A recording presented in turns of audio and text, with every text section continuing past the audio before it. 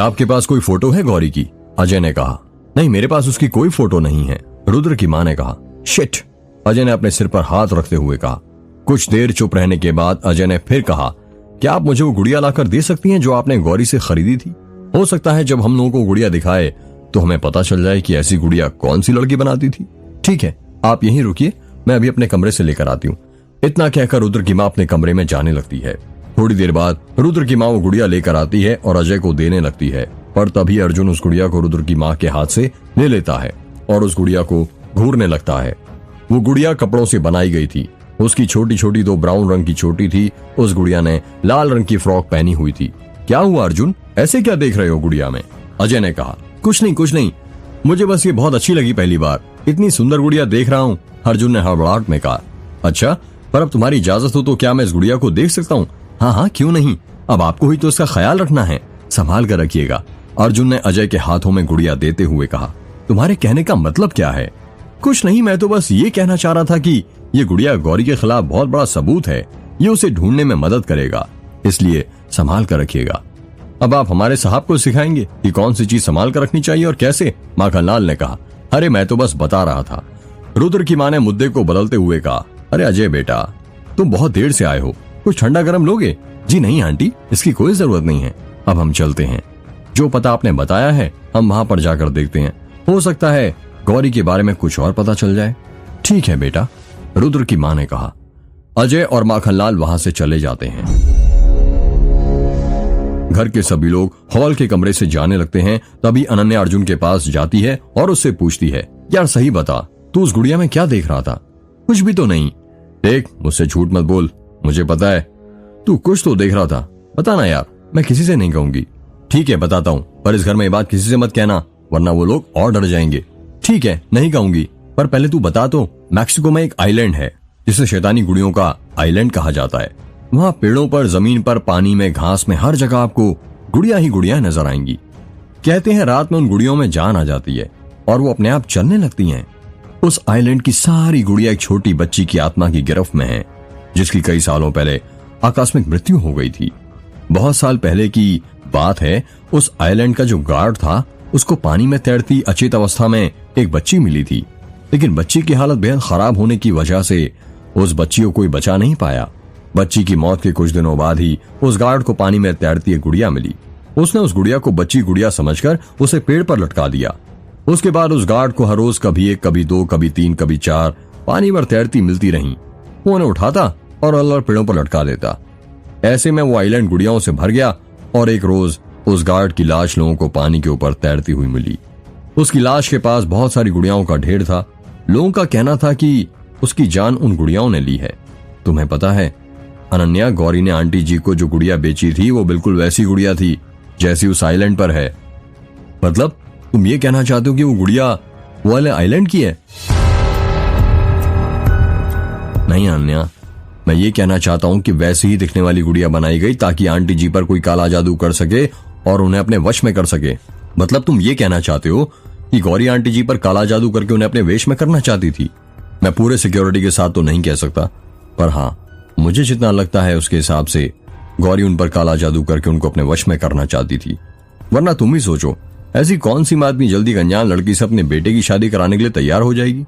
अगर गौरी को आंटी जी को वश में करके रुद्र से शादी करनी थी तो सब तो उसके मुताबिक ही हो रहा था, फिर वो शादी वाले दिन गायब क्यों हो गई थी? ये तो मेरी समझ में नहीं आ रहा आयशा कि शादी वाले दिन ऐसा क्या हुआ कि वो गायब हो गई। ये गौरी मेरे लिए एक पहेली बन गई है जो सुलझ नहीं रही बल्कि उलझ रही है और आगे चलकर ये और उलझेगी। अनन्या जरा यहाँ पर आना।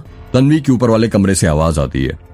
आती हूँ, अनन्या ने चिल्लाकर जवाब दिया। चल मैं चलती हूँ, इस मुद्दे पर बाद में बात करते हैं। अनन्या ने ऊपर वाले कमरे में जाते हुए अर्जुन से कहा। शाम के 4 बज रहे थे। समीर रुद्र के कमरे में अपना कैमरा देख रहा था। तभी वहां पर पीयूष आ जाता है और उसके कंधे पर हाथ रखते हुए कहता है, क्या कर रहा है तू? कुछ नहीं यार, बस फोटोज देख रहा था। मुझे भी दिखाना। हाँ देख तू भी। समीर ने पीयूष को कैमरे के अंदर की फोटो दिखाते हुए कहा। यार ये तो ट्रेन के अंदर की फोटोज है ना, जब हम यहाँ आ रहे थे तब की? हाँ वही है। देख मोटे, ट्रेन के अंदर भी तू चिप्स ठूस रहा था। कितना खाता है यार तू। भाई अब क्या करूं, बस जीभ ललचा जाती है खाने की चीज को देखकर। पीयूष और समीर बात ही कर रहे थे कि तभी अर्जुन, रुद्र, अनन्या और तन्वी भी वहां पर आ जाते हैं। क्या देख रहे हो तुम दोनों? अनन्या ने कहा। अरे कुछ नहीं, बस फोटोज देख रहे हैं। अरे वाह, मुझे भी दिखाओ ना, अनन्या ने कहा। मुझे भी देखनी है, तन्वी ने कहा। अरे सब लोग आ जाओ, एक साथ मिलकर देखते हैं, समीर ने कहा। सभी लोग कैमरे के अंदर की फोटोज देखने लगते हैं। वो लोग फोटो देख ही रहे थे कि तभी वहां पर राम काका झाड़ू लेकर आ जाते हैं और कहते हैं, बेटा आप लोग एक साइड हो जाओगे, मुझे झाड़ू लगानी है। सभी लोग पलंग पर बैठ जाते हैं और राम काका झाड़ू लगाने लगते हैं। अरे ये फोटो तो गोंदिया स्टेशन की है ना, अनन्या ने कहा। हाँ वहां की है, जब हम उतरे थे तब मैंने खींची थी, समीर ने कहा। वाह यार, बहुत अच्छी फोटो खींची है तूने, तो रुद्र ने कहा। समीर कैमरे की फोटो पलटने लगता है, तभी अर्जुन कहता है, अरे ये फोटो तो दरवाजे की है ना, जो मेघ गांव की प्रारंभिक सीमा पर बना हुआ है। हाँ ये वही है शायद, हाँ ये वही है, याद है मैं नीचे उतर रहा था और तूने मुझे रोक दिया था, समीर ने कहा। राम काका वहीं पर झाड़ू लगा रहे थे। जब उन्होंने ये बात सुनी तो वो झाड़ू लगाते लगाते रुक जाते हैं और कहते हैं, क्या कहा, तुम वहां पर उतरे थे? मैंने मना किया था ना जिप्सी से मत उतरना, और उस मनुष्य दरवाजे की फोटो क्यों खींची? अभी उसे डिलीट करो, वरना पता नहीं क्या होगा। अर्जुन ने कुछ सोचते हुए कहा, राम काका आपने कहा था उस दरवाजे के पीछे कहानी है, क्या आप हमें बताएंगे कि आखिर उस दरवाजे के पीछे है क्या? नहीं बेटा रहने दो, बताइए ना काका, सभी ने एक साथ कहा। नहीं बेटा मैं नहीं बता सकता, प्लीज राम काका बता दीजिए ना, रुद्र ने कहा। अब रुद्र बाबू कह रहे हैं तो अब तो बताना ही पड़ेगा, आखिर ये भी तो हमारे मालिक हैं। तो अब सुनो, मेरा जो बेटा था उसको शादी के 5 साल बाद भी संतान नहीं हो रही थी, और मेघनाथ मंदिर में बरसों से हर महीने के आखिरी सोमवार के दिन भोर में 4 बजे से शिव भगवान की एक विशाल पूजा की जाती थी। कहते हैं उस दिन पूजा के वक्त जो भी मांगो वो आपको मिल जाता है, और उसी के लिए मैं अपनी बहू को लेकर मेघनाथ मंदिर गया था। मुझे उस दिन एक बात याद है, मैं उस रात को कभी नहीं भूल सकता। वो पूजा पंडित सुशलाचार्य कर रहे थे। पंडित सुशलाचार्य के गुरुओं ने उन्हें ये पूजा सिखाई थी, और अब पंडित सुशलाचार्य अपने शिष्यों को ये पूजा करना सिखा रहे थे। पंडित सुशलाचार्य के 4 शिष्य थे, आदित्य, करण, निशान और निर्मल, जिनकी उम्र करीब 10 वर्ष थी। पंडित सुशलाचार्य और उनके शिष्य पूजा की तैयारी कर रहे थे। वो 5 लोग मेघनाथ मंदिर के अंदर शिवलिंग के पास बैठे हुए थे, और मैं और मेरी बहू दूर खड़े होकर चुपचाप वो पूजा देख रहे थे।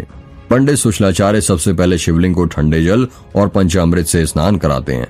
पंडित सुशलाचार्य शिवलिंग के दर्शनीय ओर से भस्म की 3 समानांतर धारियां बनाते हैं, और फिर समांतर धारियां खींचकर उन पर मध्य में एक वृत्त बनाते हैं, जिसे शिवाक्ष कहते हैं। गुरुजी इस पूजा में भस्म का क्या अर्थ है? आदित्य ने पूछा। भस्म शब्द में भ अर्थात भद्र सनम अर्थात नाश हो, स्म अर्थात स्मरण। भस्म के कारण पापों का निर्दालन होकर ईश्वर का स्मरण होता है। हमारा शरीर नाशवान है, इसे निरंतर स्मरण रखने का जो प्रतीक है वो भस्म है, इसलिए पूजा में भस्म का प्रयोग किया जाता है। मनस्तों के मंत्र का उच्चारण करते हुए पवित्र भस्म को अंगूठे से रगड़ते हैं। त्र्यंबक मंत्र पढ़ते हुए इसे मस्तिष्क पर लगाते हैं। त्रयायुषे मंत्र पढ़ते हुए इस भस्म को अपने शरीर पर लगाते हैं। इस पूजा में कौन कौन से पुष्प अर्पित किए जाते हैं गुरुजी? निशान ने कहा। धतूरा, श्वेत कमल, चमेली, नागचंपा, रजनीगंधा, मोगरा तथा श्वेत पुष्प शिव जी को अर्पित किए जाते हैं। केतकी और केवड़ा केवल महाशिवरात्रि के दिन चढ़ाए जाते हैं। बेलपत्र को किस दिशा में रखना उचित है गुरुजी? करण ने पूछा। बेलपत्र को औंधे रखकर और उसके डंठल को अपनी ओर करके शिवलिंग पर चढ़ाते हैं। गुरुजी इस पूजा में शिवलिंग पर निरंतर जलधारा क्यों प्रभावित की जाती है?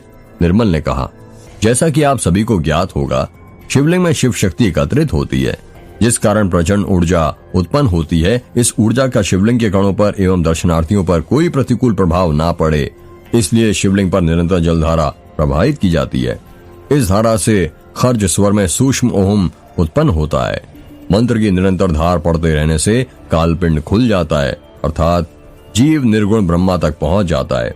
गुरुजी शास्त्रों के अनुसार सूर्यदेव की 7, गणेश जी की 4, भगवान विष्णु और उनके सभी अवतारों की 4, देवी दुर्गा की 1, हनुमान जी की 3 पर शिव जी की आधी परिक्रमा क्यों की जाती है? आदित्य ने कहा। शिव जी की आधी परिक्रमा इसलिए की जाती है क्योंकि इस संबंध में हमारे पुराणों में मान्यता है कि जलधारी को लांघना नहीं चाहिए। जलधारी तक पहुंचकर परिक्रमा को पूर्ण मान लिया जाता है। भगवान की परिक्रमा हमेशा दाहिने हाथ की ओर से शुरू करनी चाहिए, क्योंकि प्रतिमाओं में मौजूद सकारात्मक ऊर्जा उत्तर से दक्षिण की ओर प्रभावित होती है, और बाएं हाथ की ओर से परिक्रमा करने पर इस सकारात्मक ऊर्जा से हमारे शरीर का टकराव होता है। इस वजह से परिक्रमा का लाभ नहीं मिल पाता है। परिक्रमा करते वक्त हमें कौन से मंत्र का जाप करना चाहिए गुरुजी? निशान ने पूछा।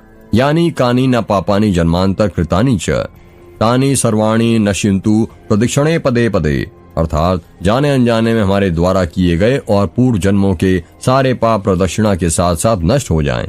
परमेश्वर मुझे सद्बुद्धि प्रदान करे। पंडित सुशलाचार्य अपने चारों शिष्यों के साथ खड़े होते हैं और शिवलिंग की परिक्रमा करने लग जाते हैं। परिक्रमा समाप्त होने के बाद वो अपने शिष्यों के साथ शिवलिंग के सामने नतमस्तक हो जाते हैं। पंडित सुशलाचार्य दूध से भरा पात्र अपने हाथ में उठाते हैं और शिवलिंग पर चढ़ाने लग जाते हैं। दूध को जैसे ही शिवलिंग पर चढ़ाया जाता है, उस दूध में से दुर्गंध आने लग जाती है। उस दूध में से ऐसी दुर्गंध आ रही थी जैसे किसी मरे हुए इंसान की लाश में से आती है। उस दुर्गंध को सूंघकर मैं, मेरी बहू और पंडित सुशलाचार्य के चारों शिष्य चकित हो गए थे। ये क्या हो रहा है? गुरुजी, ताजे दूध में से मरे हुए इंसान की गंध कैसे आने लगी? करण ने कहा। कहीं हमसे पूजा करने में कोई गलती तो नहीं हो गई है? निर्मल ने कहा। नहीं पुत्र, गलती हमसे नहीं, गलती तो सरपंचों से हुई है। इतना कहकर पंडित सुशलाचार्य अपनी आंखें बंद कर लेते हैं और समाधि में लीन हो जाते हैं।